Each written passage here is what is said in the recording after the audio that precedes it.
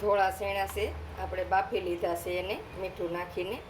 તો જુઓ તમે આ રીતના બફાઈ જશે ને આ પાણી છે આપણે 2-3 વાર ધોઈને બાફ્યા છે તો આ પાણી નાખવાનું નથી, આ આપણે રાખવાનું છે.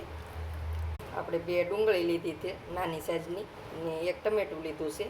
તો ટમેટું આમાંથી આપણે અડધું લેવાનું છે, કેમ કે મોટું છે એટલે આપણે અડધું લેવાનું છે. અને હવે પીસી લઈએ આપણે. પીસાઈ ગયું છે આપણે. તેલ આવી ગયું છે તો આપણે રાઈ નાખી દઈએ, જીરું નાખી દઈએ, લસણ લીધું છે આપણે કટકી કરીને એ નાખી દઈએ, આદુ મરચીની પેસ્ટ છે એ નાખી દઈએ. હવે આપણે આ પેસ્ટ નાખી દઈએ, થોડુંક પાણી આમાં નાખીને એ નાખી દઈએ, થોડીક હળદર નાખી દઈએ, સ્વાદ પ્રમાણે મીઠું નાખીએ, થોડીક હિંગ નાખીએ, થોડોક ગરમ મસાલો નાખીએ. ગ્રેવી પાકી ગઈ છે તો હવે લાલ મરચું નાખી દઈએ. હવે આપણે આ બાફેલા શેણા નાખી દઈએ. હવે આપણે ઢાંકીને ચડવા દઈએ. શાક બની ગયું છે આપણું, તો હવે આપણે લીલા ધાણા નાખી દઈએ. બહુ અસલનું બને છે ગ્રેવી.